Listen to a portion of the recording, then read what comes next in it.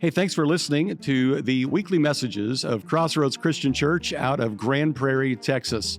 My name is Rusty George, and I'm pleased to present you with this weekend's teaching, whether it be from me or one of my friends. We're grateful to have you listening to this message. If it blesses you in any way, please pass it along to somebody else who it might also bless. And for more, go to Simple Faith Podcast with Rusty George for extra from the weekend message and more to help you thrive in leadership and in life. Hey, welcome to Crossroads. It is so great to have you with us this weekend. If you have your Bible, you can open up to Philippians chapter 4. While I am with you digitally, I am physically over in Greece right now with my wife and a group of pastors as we are on a scouting trip for the trip that Crossroads is going to be leading coming up in May of 2025. And this is just an incredible opportunity for you to follow along in the footsteps of the Apostle Paul on his second missionary journey. You're going to get to see things from Athens to Thessalonica and some incredible stops in between. Part of it's by bus, part of it's by plane, and part of it is by boat on a cruise. So you're not going to want to miss this. It is not just educational and spiritual, but it is also vacational. Can I say it that way? And so you can find out more about that by texting the word Greece, Greece, Greece to 55757. We would love for you to come with us on this trip coming up in May. This is a bucket list, once in a lifetime kind of experience for most of us. So I want to make sure that you know about it. We have a few spots left, and you can sign up. You don't have to pay right now. You can put in a deposit and then pay it off over the next few months. But we'd love to have you join us in this next trip coming up to Greece coming up in May. Also, want to invite you back to Sunday night on November the 10th for our incredible worship night that we're going to have, a night of prayer and worship, because the election is over, and whether or not you liked the results or are confused by the results or mad by the results, the reality is that our King is still on the throne. And we're going to take some time to pray for our country. We're going to pray for our community. And we're going to celebrate who God is and that we get a chance to follow him. So don't miss that. Coming up November the 10th, that Sunday night. You're going to want to make sure that you're here for that. I want to tell you this story about this guy by the name of Melvin. Melvin lived in New Jersey. And this was around June of 2000. And he happened to be going home from work, and he stopped at this convenience store just because, you know what, he thought he wanted a Coke. And so he went in there, he bought his soda, and he happened to notice that there was a lottery for $46 million in the jackpot. And he thought, you know what, I've never played the lottery, but what the heck, we'll give it a try. And he bought 5 lottery tickets. Now, he didn't have any, kind of favorite number or anything, so he let the computer kind of decide what the numbers were. And then when he got home, he, kind of took stuff out of his pockets at the end of the day, and he took those 5 lottery tickets and he just kind of threw them in a drawer and actually forgot all about them. About a year later, June the 7th of 2001 to be exact, he and his wife were sitting there on the couch watching the evening news, and they happened to mention that the state lottery of $46 million from the previous year had yet to be claimed. In fact, they even knew where the winning ticket had come from, and they showed a picture of the convenience store that he had stopped in and bought those tickets. It was at that moment he remembered that he bought lottery tickets. He looked at his wife and he said, "That's interesting. I bought some tickets about a year ago at that same place." He went to the drawer, he rifled through that, found those tickets, pulled them out, went to a local deli where they had a lottery machine. They ran the tickets, and sure enough, one of those tickets was the winning ticket for $46 million. Isn't that amazing? I mean, he kind of had this moment where time was winding down. Don't miss your opportunity. Now, I know that you have those moments in your life where you have your lottery kind of fantasy, so to speak. What would you do if you won the lottery, right? You've got ideas in your mind. Can I just tell you a few things that you could do if you won $46 million? First of all, you could buy 7 30-second ads in the Super Bowl. 7 of them. You could buy 86 brand new Ferraris.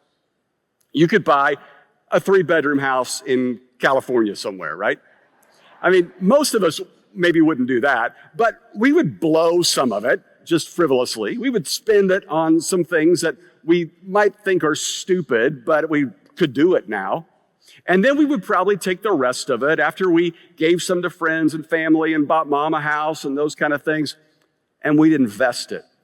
We'd invest it so we could live off the interest. We'd invest it so we could make an impact in people's lives. We'd invest it so we could accrue generational wealth for our kids and their kids. And if we did that, if we invested it, people would say, you were very wise. Well, today, I want to talk to you about the most incredible investment that you could ever make. It's an incredible investment opportunity. Now, let me ask you, what do you think the most incredible investment opportunity is? For instance, did you know that if back in 1990, you bought $1,000 of Apple stock, that stock would now be worth $700,000? I mean, that's an incredible investment over, 34 years. But I'm going to tell you about one today that's even better. And it's available to every single one of us. And some of you are thinking right now, hey, this is great for somebody that's got money. Or, you know what, I am so strapped right now, I can barely pay the bills. But what we're going to talk about today has the potential to impact your life regardless of what your income is right now. So let's do a little bit of review. Last week, we started this series called GeneroUS. GeneroUS. And it's basically this passage from the book of Philippians. And we teach Bible books in whole, or we teach Bible passages, but we always teach the Bible. And this particular passage we're digging into was written by the Apostle Paul. And on one of his missionary journeys, he sets up this church in a town called Philippi. And Philippians was this letter that was written to this church in the city of Philippi. And they were a very generous church. And Paul had been given money from them to support his missionary work. And this letter of Philippians was basically a thank you note. He says various things about how to live and how to follow Jesus and how we should take care of each other. And there's a couple of ladies that need to stop fighting. But he leans in this moment and he says, I just want to say thank you. And in chapter 4, Paul comments on their generosity. And in this little passage, we see so much about the attitudes we should have about giving, or as we've been calling, Givitudes. Today we're going to look at giving attitude number 2, or a Givitude, and that is the Givitude of investment. We're going to take a look at this passage, and we're going to start with verse 14. Here's what he says here. Yet it was good of you to share in my troubles. In other words, you guys felt the pain I was in and you sent money. You were generous to your church leaders. In verse 15, he says, moreover, as you Philippians know, in the early days of your acquaintance with the gospel, when I set out from Macedonia, not one church shared with me in the matter of giving and receiving except for you. Of all the many churches that Paul started, this is the only one who gave financially to his ministry. Interesting, isn't it? Verse 16. For even when I was in Thessalonica, you sent me aid again and again when I was in need. So Paul is thanking them for supporting him financially. Now, here's kind of what I want to do. I want to just kind of pull up a chair and I got a cup of coffee and I want to just almost pretend that you and I are having a cup of coffee. That you and I are having a conversation about this passage. And I'm going to do my best to try to explain the passage and then listen for what your question might be and do my best to answer that question. Now, as I said last week, I'm a little nervous about this. I mean, Pastor Barry Cameron was legendary with this. We had him come out to our church in California and talk about this. And his book, The ABCs of Financial Freedom, is still widely regarded as a great resource in understanding these principles. And so for those of you who've been around a long time, I kind of feel like I'm a junior hire talking to doctoral level candidates. And then to those of you who are new, I feel this pressure of, I don't want you to think that I'm just after your money, That's kind of what people think about churches, right? That they were just after your money. And here's why I feel like I need to talk about this, regardless of whether or not you've heard it from somebody else or whether or not you've never heard it but fear it.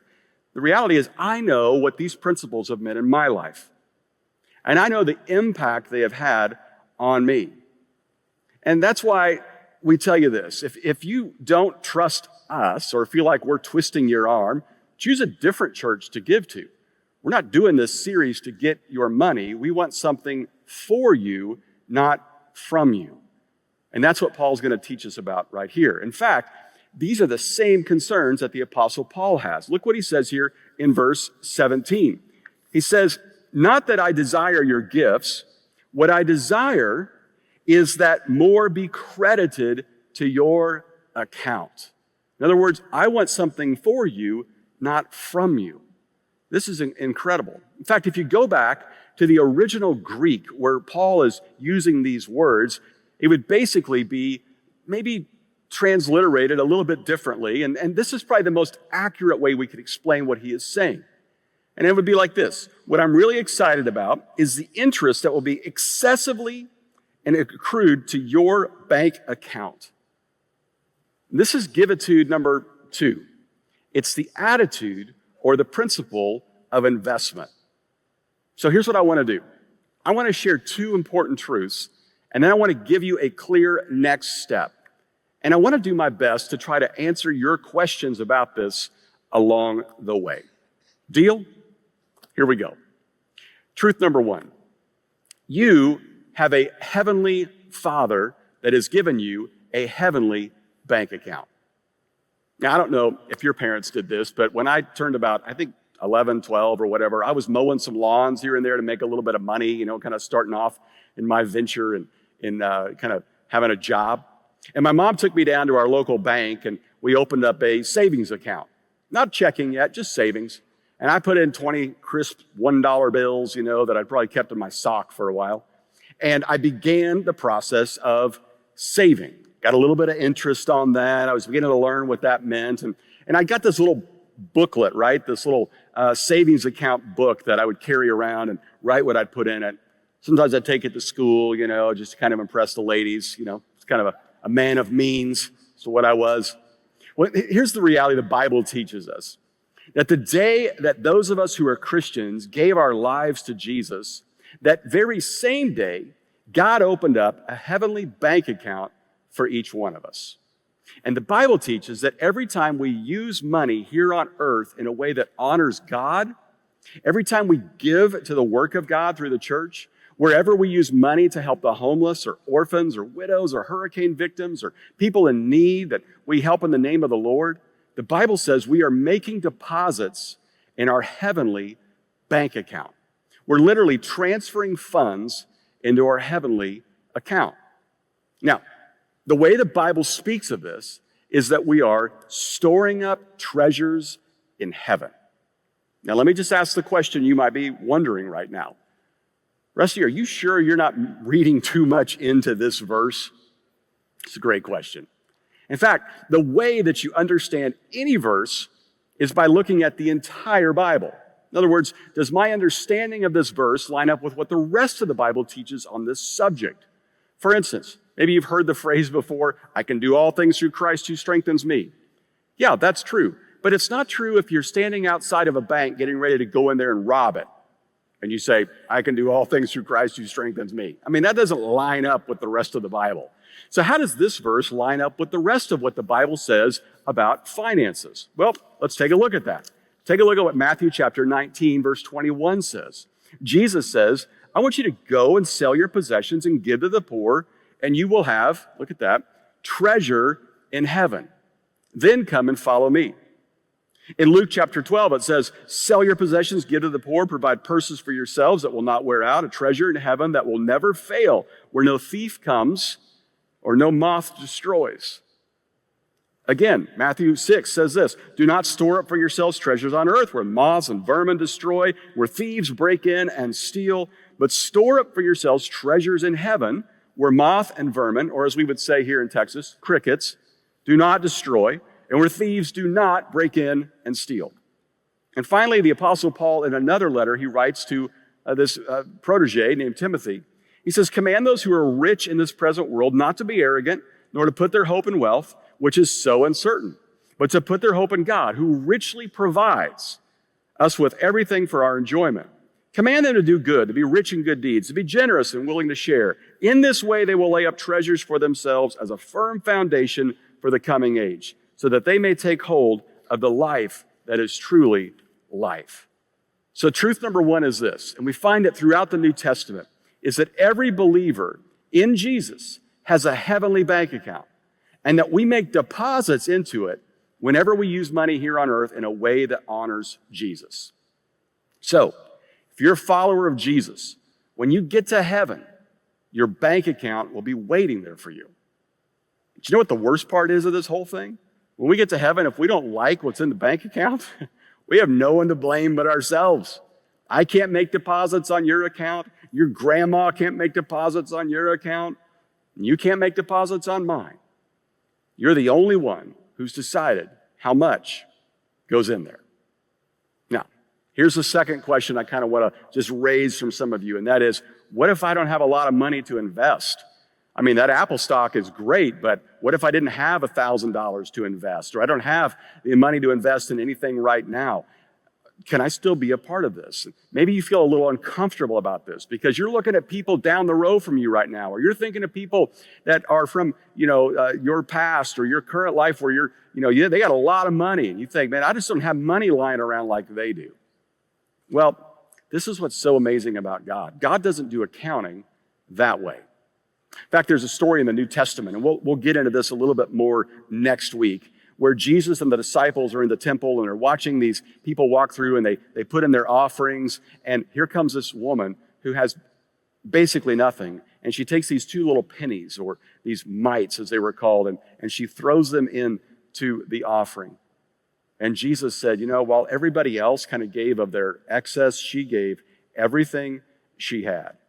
In other words, she gave way more than they did, even though numerically it didn't add up to more than what they gave. So God isn't going to line up these accounts and give rewards based on the dollar amount that's gone in.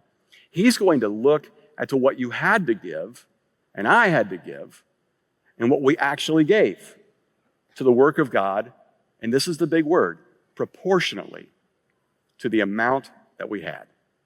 In other words, the Bible teaches percentage giving. You and I are to consistently give a set proportion of what you bring in, or basically a percentage. And the Bible talks about kind of the beginning level of this is like 10% as a starting place for percentage giving. Now, you think about that. We don't even give 10% in a tip anymore to somebody. It's customary to give 15 to 20%. And God says, nope, I'm going to leave it right there at 10%. And some of you are thinking, man, I've gotten myself in so much debt, or I'm in so many difficulties right now, I can't even do that. And what I tell people is, pick a percentage. Just start, and then begin to grow in the practice of giving as the Bible teaches us. We're going to talk more about that next week. And this is what's so great about online giving, because if you download the app, you can set up your online giving there where you pick a percentage, and you would know what that is, and you don't have to type in an actual percentage, but you've determined, and then you type in that amount, and you can have it recurring. Whether you get paid every week, every 2 weeks, once a month, whatever it is, you make the decision, I'm going to begin investing at a percentage level because this investment will last for eternity. So, God teaches percentage giving. And some of the people who get the greatest rewards will surprise you. They may not have given a lot of dollars, but God looks at what we have and what we give out of that. And what God cares about is the sacrifice that we make. Now, here's a question you might be asking right now. And that is, are you saying that getting into heaven depends on how much money we give down here on earth? No. Can I say it again? No. The Bible teaches us that if we trusted what Jesus did for us on the cross, we have a guaranteed place in heaven when we die. It doesn't matter if we ever give 1 cent to the work of God here on earth. That doesn't change the fact that we accepted Jesus' sacrifice for us. Because getting into heaven doesn't have anything to do with what we give or don't give. It has everything to do with Jesus and his sacrifice on the cross. It has to do with what he gave, not what you gave. If you trust that in a real and personal way, you can be sure you're going to heaven. If you haven't, even if you write a big check to the offering every week, you're not getting in, because it's about trusting Jesus. We get into heaven because of what he gave, not what we gave. But for those of us who have trusted in him, what we do with our money makes a big difference, because God is going to dispense various levels of rewards when we get to heaven, based on at least and in part of the balance of our heavenly bank account when we get there. Now, here's another question. What are you talking about when you say rewards? Is it like a literal money that God's putting in your literal bank account in heaven? So in heaven, if my buddy comes over and says, hey, let's go down to the heavenly 7-Eleven and get a Slurpee, and I'll say, I don't have any money, can't do it. Is that what this is like? I doubt it. I don't think you'll have a cash app or debit card and things that cost money. I don't know how it's all going to work, because the Bible doesn't give that kind of detail. But I do know that you and I are going to have an account, and we're going to receive rewards, and they'll be based on what you and I did while here on earth, including how you and I leveraged our resources. Now, I don't know exactly what all those rewards might look like, but I have a few theories. The Bible talks about how we're going to have levels of responsibility in heaven. Maybe that'll be based upon how responsible we were with his resources here on earth. The Bible talks about we'll have jobs in heaven, fulfilling, life-giving jobs. Maybe that'll be based upon how we were diligent with the resources we were given here on earth. But I'll tell you one area I'm pretty sure about, and that is, I think we're going to be able to see the reward of people.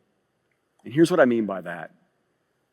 I think you're going to have that moment in heaven where somebody walks up to you and says, hey, we've never met, but I'm here because of the money you invested at Crossroads Church. And that money was then used to bless people locally in the community.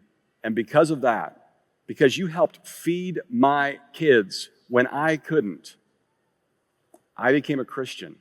And I'm here today because of your generosity. And about the time that they get done telling you their story, you'll look up and you're going to see a line of people waiting to thank you. People from Grand Prairie, people from Florida, people from California, people from India, Africa, Israel, Mexico. All these places we support. Hug after hug after hug of the people you've invested in. And at that point, you know what you're not going to be thinking? You're not going to be thinking, man, I wish I'd had a better car. You're not going to be thinking, man, I wish we could have had that second lake house, right? You're not going to be thinking how you wish you could have had a little bit more here on earth. You're going to feel this incredible reward for having given. I can say for me, if that's the only reward I get, that'd be plenty. So here's a question. So is this payoff only in heaven? All right, let's get down to it. Is that only what we're going to get? I just kind of ride it out till there. I mean, maybe you're just thinking it's about heaven and what happens when I get there. No, remember, there's two truths, okay? Here's the first one. You have a heavenly bank account. Now let's get to the second one. Reading the verse here in Philippians as literally as we can, we're basically seeing Paul say this: I'm excited about the interest that excessively accrues to your account. And this is truth number two. God pays interest. Not just that you get a bank account where you're storing up treasures, he's paying interest on that. And we're not just talking about money from our earthly bank account. He's putting in even more above and beyond that. And the interest that God pays on this is exorbitantly high, the Bible says, and it's paid right here on earth, not just in heaven. Now, you might be thinking, wait a second, are you saying you're right about that? You're getting all that from this verse? Again, let's take a look at what the whole Bible says when it comes to this. We read this from Proverbs chapter 3, which, by the way, was written by King Solomon, the wisest and richest man to ever live. In fact, his worth today, in today's dollars, would be $2.1 trillion. This guy's a trillionaire, all right? Here's what he says. Honor the Lord with your wealth, with the first fruits of all your crops, and your barns will be filled to overflowing, and your vats will brim over with new wine. Malachi chapter 3, we read this from the prophet of God, where he's saying what God is saying to us. You're under a curse, the whole nation of you, because you're robbing me. Bring the whole tithe, which that's that 10% we're talking about, into the storehouse, that there may be food in my house. Test me in this. Only time God says this. Test me in this. I dare you. See if I will not throw open the floodgates of heaven and pour out so much blessing that you'll not have a room enough for it. I will prevent pests from devouring your crops, and the vines in your fields will not cast their fruit. And the Lord says this to his people. And then Jesus says this specifically. Give and it'll be given to you, a good measure, pressed down, shaken together, running over, poured into your lap. For with the measure you use, it will be measured to you. In other words, if you and I give a thimble's worth, God gives us a thimble's worth. If we measure out to God and we're given a dump truck, beep, beep, beep, God backs up that truck and dumps it on us. And the only person who gets to decide what measure comes back from God is you and me.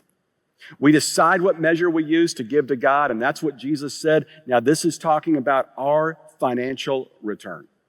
Excessive interest on every cent you and I invest in the work of God. In fact, did you know that the Bible actually tells us the rate of interest that God pays? It does. Jesus says this in Matthew 19. Everyone who has left houses and brothers and sisters and fathers and mothers for me will receive 100 times as much and will inherit eternal life. He's talking about this in terms of salvation, but this is also paid off in our generosity. 100 times as much as we give. That's a 10,000% rate of return. Isn't that incredible? Now, this is where some of you are kind of going, whoa, whoa, whoa, Rusty. Is that kind of a prosperity gospel where people are promised they'll get rich if they give? No, it's not prosperity gospel. This is generosity gospel. There's a difference. Prosperity gospel is I give to get. Generosity gospel is I give to give. I give because he first gave to me. Will God bless those who give? Yeah, he promised he would. Paul says this in 2 Corinthians, God will generously provide all you need. Then you'll always have everything you need and plenty left over to share with others. He gives more, not to those who want to get rich, but to those he trusts will give more. You know, people look at their offerings and the work of God and they call it giving, but it's not really giving. You don't really give to God. It's investing with a rate of return at 10,000%. I mean, Merrill Lynch would sell the bull for that, right? Here's another question. I've been given to the work of God, and I've never seen a 10,000% rate of return on my money. Never given $1 and got a $10,000 check in the mail. There's some problems with that. Problem number one is the promise God gives is only for those giving generously. Now, we'll talk more about this later, but basically, reality is a lot of us are giving and we think we're being generous, but we're not. In fact, the Gallup poll tells us that Christians give less than 2%. That's not even a tip. But in that verse in Proverbs, the promise was that God would honor those who give the Lord their first fruits. In other words, that's the first thing that they do with their money is to give some back to God. They don't give him just the leftovers. And remember, in Malachi, the promise is for those who give the tithe, that starting at that 10%. The verses in Luke and Matthew, the promises for those who give over and above, who give sacrificially to God. And so all you and I are just doing is, hey, clean out the ashtray of change before we head into church. Or what did we collect in the dryer this week from change? Let's drop that in an offering. We're probably not going to see that rate of return that we'd like because we're giving leftovers rather than a sacrifice from what it is God has given us. And here's the second problem. We don't always realize that God blesses us in so many ways. Sometimes it's money. We get the stories of the check in the mail, the promotion at work, but sometimes it's time. You got a car that just won't break down, or a roof that just won't leak, or an AC that keeps running. Sometimes it's peace. You know you're invested in something that's eternal. Sometimes it's spiritual. You know the life change that you are impacting. I know I discovered this when I went to Africa and met Monica, the girl that my family and I have been supporting since she was very, very young.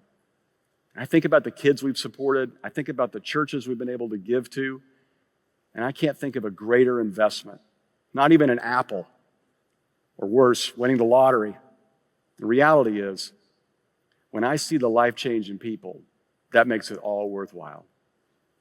When you give to God, like here, for instance, at Crossroads, you are investing in a portfolio of helping people find and follow Jesus. I mean, there are hungry children in our area who are being fed because of you. There are people in India who are hearing about Jesus for the first time. There are marriages that are being put back together. There are teenagers who are learning how to live godly lives that will prevent them from making the same mistakes that so many of us made. And there are children growing up knowing what it means to radically love God and love people. Last question. If that's true, why would anyone pass up on this investment opportunity? You're right. Maybe just because they didn't know it existed. Who would turn down an investment opportunity like this if they just knew it existed? And that's the whole point of this message in this series, is just to make sure you know, so I can remind myself as well that this investment opportunity is offered to every single follower of Jesus, and we need to take advantage of it. So now what? Well, I would start with this. Download the Crossroads app. It's the easiest way to set up giving. Maybe for some of you, you've got some loose ends to tie up. You've got some things to figure out. You're trying to determine what you can start with giving. What if you just started with a year-end gift? All of us like to make some kind of charitable gift at the end of the year. It looks great on our taxes. It's a huge rate of return for us in heaven, but it also makes a big difference. In fact, here at the church, what we'd like to do is go ahead and fully fund our missionaries for 2025 and our children's and student ministry for 2025. And we could do that with a very generous year-end gift. And maybe that starts with you doing that. End the year strong. If we all participate, and that's the goal, 100% participation, we could begin to help our missionaries and our students and our kids right now. And then finally, set up a recurring gift. Don't just give once, invest. Invest in a recurring way. Set a percentage, make it recurring every time you get paid, and begin to see what God starts doing in your life. Now, I know that is a story for so many of you around here, but I wanted you to hear one of those stories.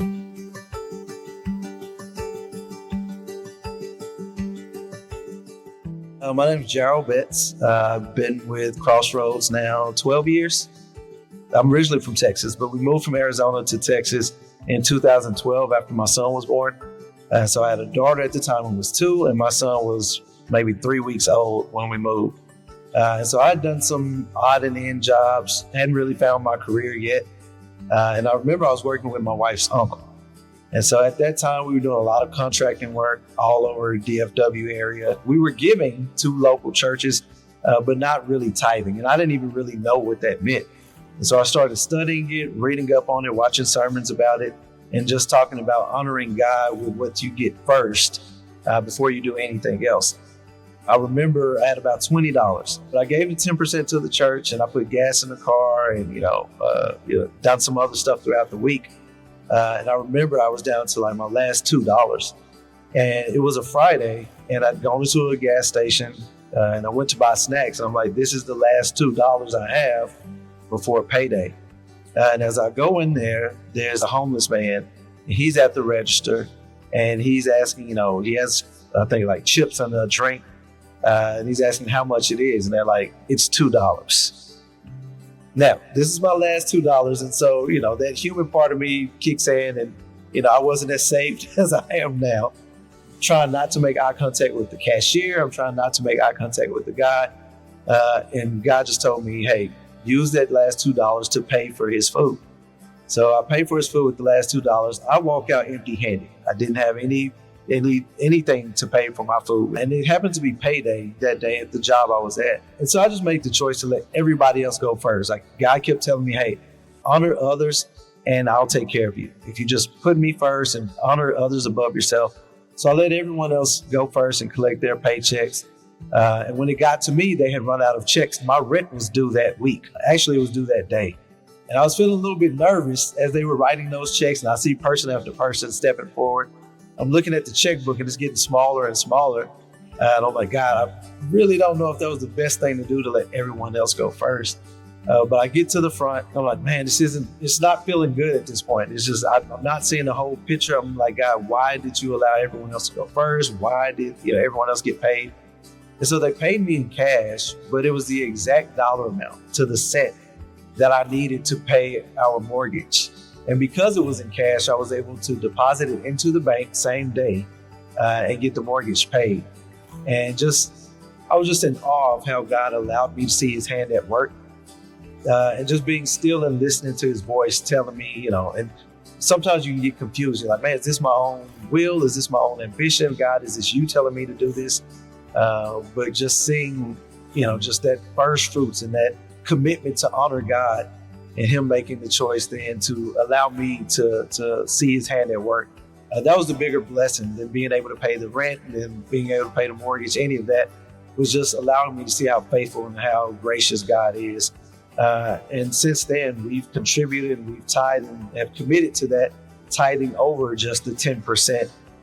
You can't outgive God. You can't, be more generous than God. So as generous as he is to me, I continue to give and continue to be blessed to be a blessing. Hey, thanks for listening to the podcast. Check out more from Crossroads Christian Church at crossroadschristian.org. And also visit my website, pastorrustygeorge.com, and check out our podcast, Simple Faith with Rusty George, wherever you get your podcasts.